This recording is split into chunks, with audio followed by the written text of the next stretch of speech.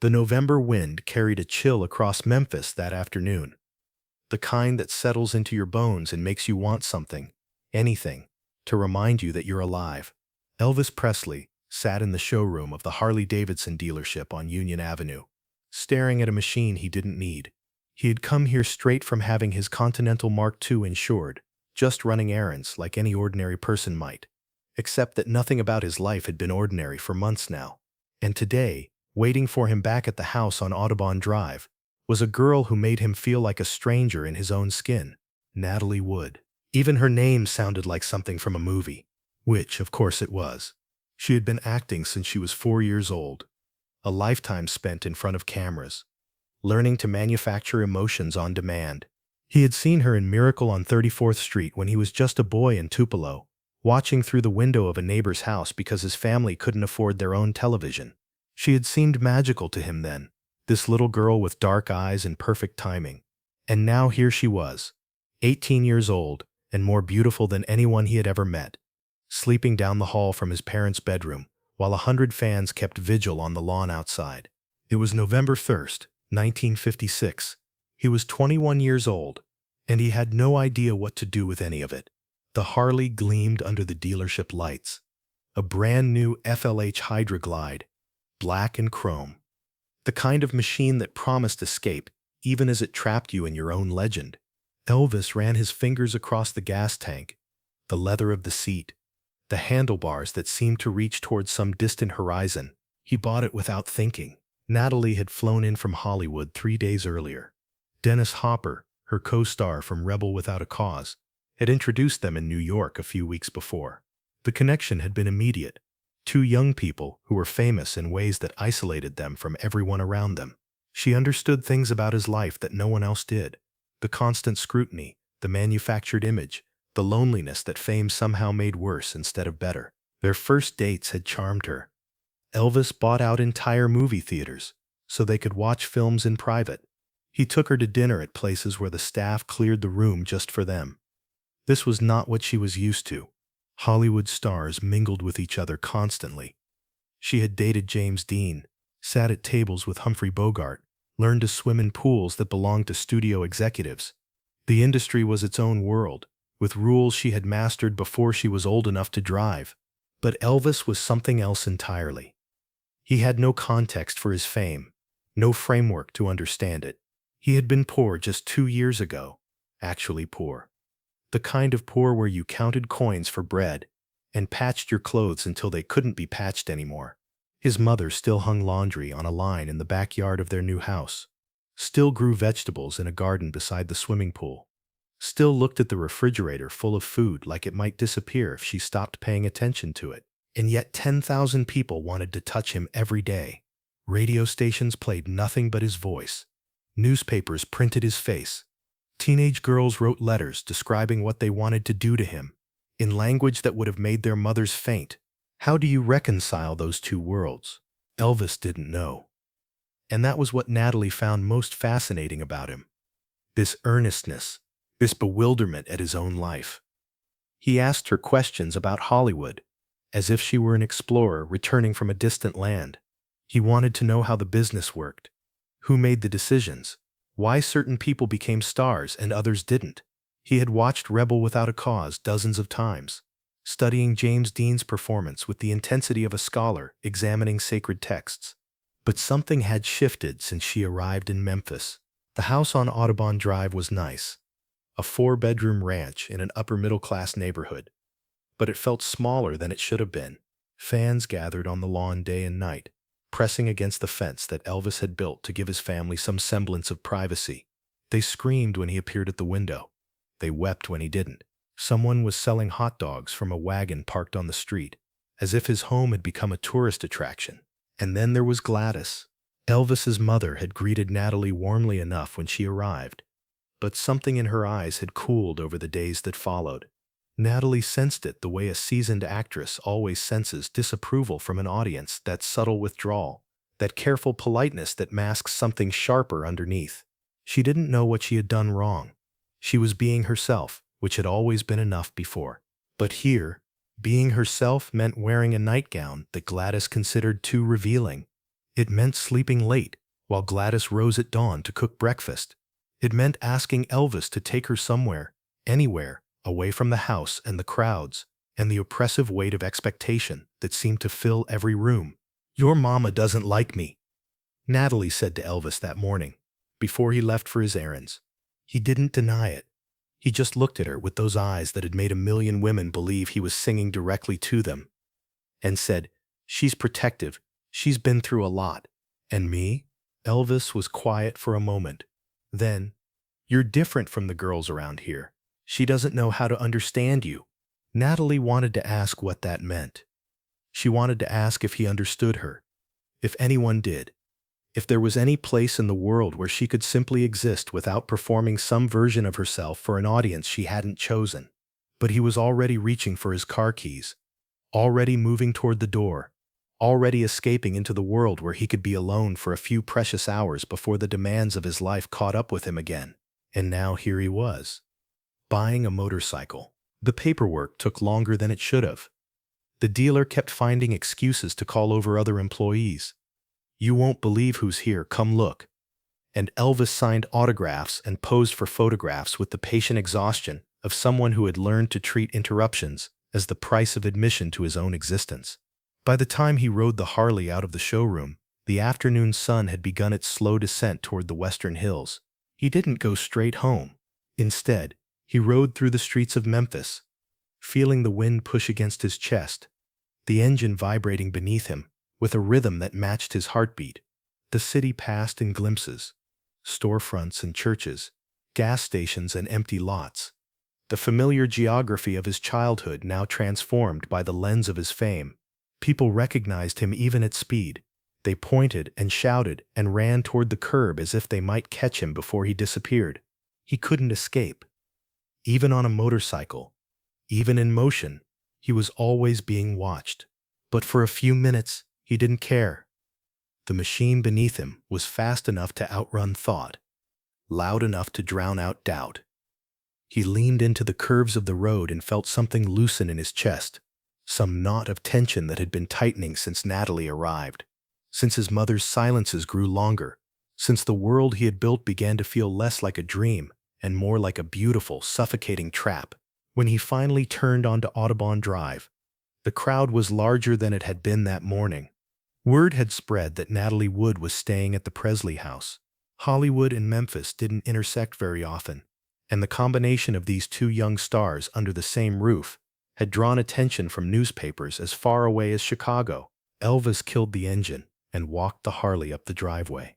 His friend Nick Adams was standing on the porch, smoking a cigarette and watching the fans with the amused detachment of someone who had seen all of this before. Nick had been in Rebel Without a Cause with Natalie. He had introduced Elvis to the Hollywood crowd, had shown him around Los Angeles during the filming of Love Me Tender. Now he was here in Memphis, serving as a kind of buffer between Elvis's two worlds. "Nice bike," Nick said. "Yeah, Natalie's been waiting for you." Elvis looked toward the house. Through the window, he could see his mother moving in the kitchen. The smell of cooking food drifted across the lawn. Something southern and heavy, the kind of meal that reminded him of childhood, even as it reminded Natalie of everything she had never experienced. "She wants to go somewhere," Elvis said. It wasn't a question. "She's climbing the walls in there. Your mama's been giving her the silent treatment all day." Elvis nodded slowly. He understood his mother's protectiveness. She had been his whole world for so long, the one person who believed in him before anyone else did. Gladys Presley had sacrificed everything for her son, had gone without so that he could have music lessons, had worked herself to exhaustion in factories, and as a seamstress so that he could pursue his dreams. Her love was fierce and consuming, and it did not easily make room for other women. But Natalie wasn't asking for room. She was just asking for air. "Get my old Harley out of the garage," Elvis said to Nick. "We're going for a ride." Natalie appeared on the porch within minutes, as if she had been watching from the window, waiting for exactly this signal. She had changed into jeans and a sweater, her dark hair pulled back, a silk scarf wrapped around her head in anticipation of the wind. She looked younger this way, less like a movie star, and more like any other 18-year-old girl ready for an adventure. Elvis felt something shift inside him as he watched her walk toward the motorcycle. Something tender and complicated, something that wanted to protect her even as it recognized that she didn't need protection, that she was, in her own way, stronger than he was. "Is this for me?" she asked, touching the seat of the Harley. "It's for both of us. I figured we could use some fresh air." She smiled. It was the first genuine smile he had seen from her since that morning, since the tension with his mother had become impossible to ignore. For a moment, she wasn't performing anything.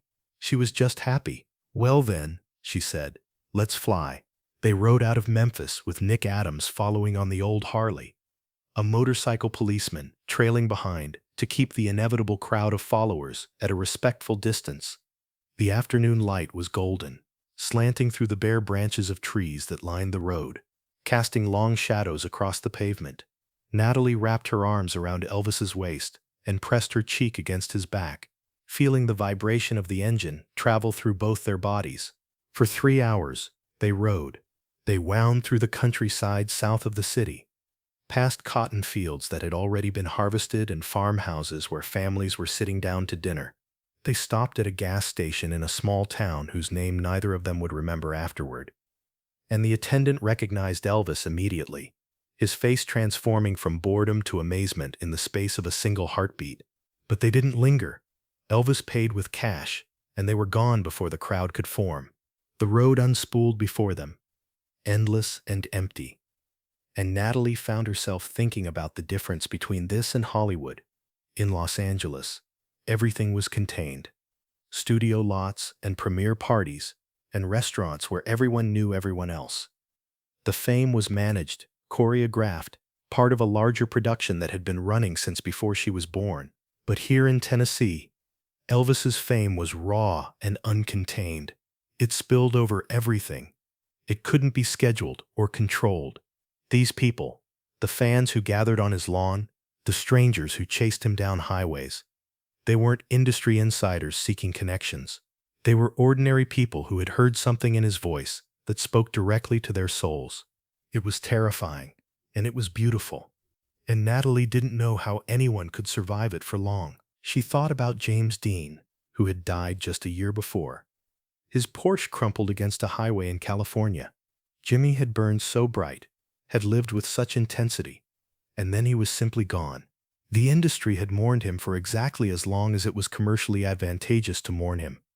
And then it had moved on to the next bright thing. Would the same happen to Elvis?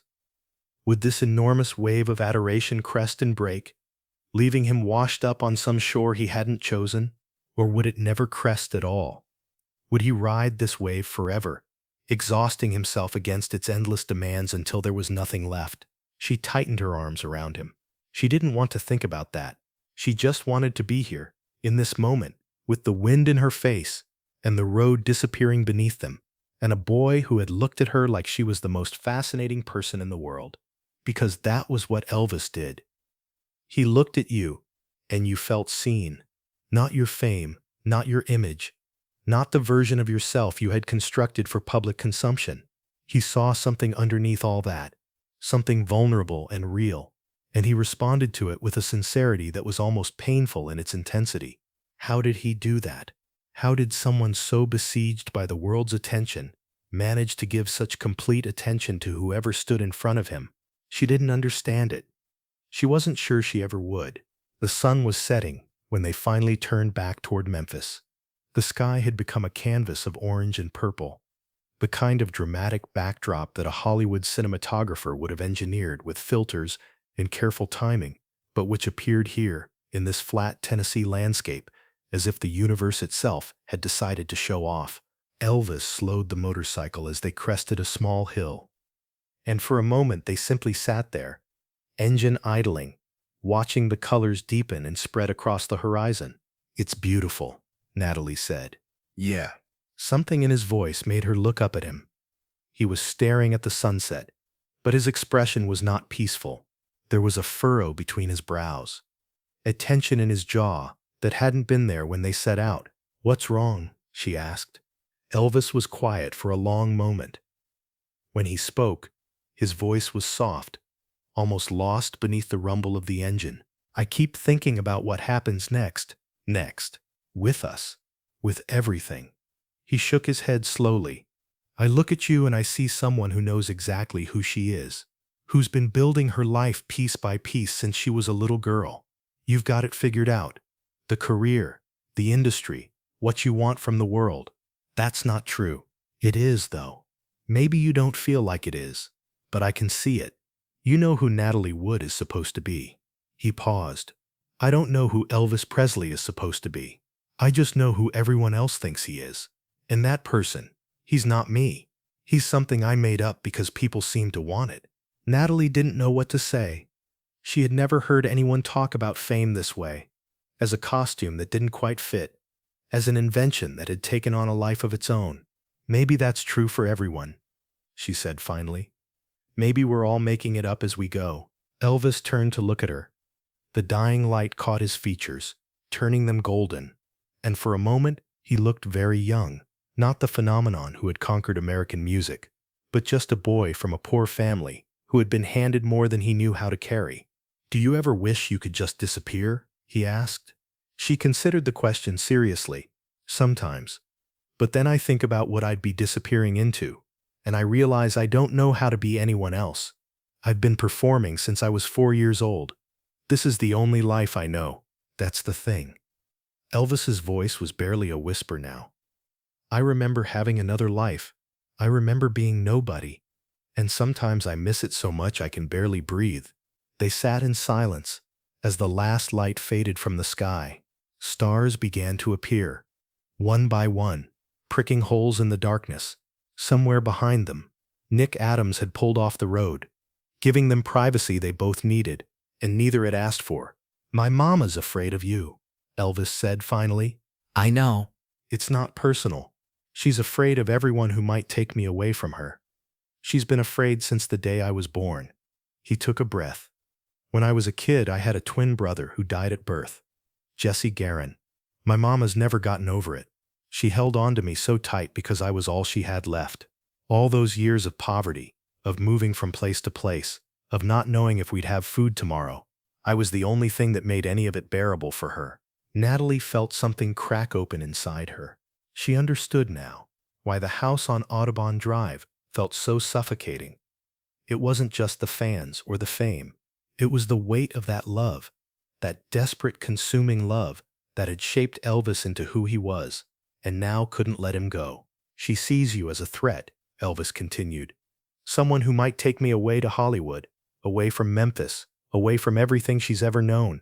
And maybe she's right. Maybe you could. Is that what you want? Elvis looked at her. Really looked. The way he looked at everyone. As if he could see straight through to the truth of them. I don't know what I want, he admitted. I want everything and nothing. I want to be left alone, and I want to be loved by millions. I want to take you away from here, and I want to never leave my mother's side. Nothing makes sense anymore. Nothing fits. The honesty of it was almost unbearable. Natalie had spent her entire life around people who carefully managed their words, who calibrated every statement for effect. But Elvis had no filter, no protective layer between what he felt and what he said. It was why people loved him. It was also why they would eventually destroy him. I think, she said slowly, choosing her words with care, that you and I are from different worlds. We speak the same language. We understand the same things about fame. But underneath all that, we're not the same. I know. I need freedom. I need to be able to come and go as I please, to make my own choices, to be my own person. That's what Hollywood is, for all its faults. It's a place where I get to be in control of my own story. Elvis nodded. His eyes were bright, catching starlight. And you need something else, Natalie continued. You need roots. You need family. You need to know that no matter how far you go, there's a home waiting for you at the end. Your mama, this house, Memphis itself. These are the things that keep you whole. Yes. So where does that leave us? Elvis was quiet for a long time. When he finally spoke, his voice was steady, but there was something broken underneath it. Maybe some people are meant to meet, he said, to see each other, really see each other, for just a little while. And then they have to go back to their own lives, and carry that seeing with them forever. Natalie felt tears prick at her eyes. She didn't want him to be right. She wanted there to be some way to bridge the gap between their worlds. Some magic that would allow them to have each other without sacrificing everything else. But she had been in the movies long enough to know that fairy tales were just stories. In real life, the girl didn't always get the prince. Sometimes the prince was already married to someone else. Not a woman, but a destiny he couldn't escape. She kissed him then, soft and brief, more a goodbye than a beginning. He tasted like wind and the faint sweetness of Coca-Cola and something indefinably him. When she pulled back, he was smiling, but it was a sad smile. The kind that acknowledged endings, even as it celebrated what had come before. "Let's go home," he said. They rode back to Memphis in the dark, the motorcycles cutting through the night like comets trailing fire.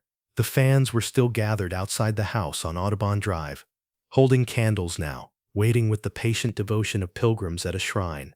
Elvis pulled up to the gate, and they parted to let him through, reaching toward him like flowers reaching toward the sun. Natalie dismounted from the Harley and stood for a moment, looking at the house, at the fans, at the boy who had shown her something true about himself and about the nature of fame. Tomorrow, or the day after, she would call her sister. She would manufacture some emergency, some reason to cut the visit short. She would fly back to Hollywood and tell people that it hadn't worked out, that Elvis was nice but not for her, that the match between them had been nothing more than publicity. Years later, she would say to an interviewer that he could sing but couldn't do much else. It would become one of those quotes that defined her memory of him. Clever and dismissive, the kind of thing that Hollywood taught you to say when you wanted to seem above it all. But that wasn't the truth. The truth was this.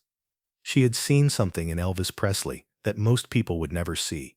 She had seen the loneliness at the center of his fame, the desperate searching for someone who could understand what it meant to be adored and isolated at the same time.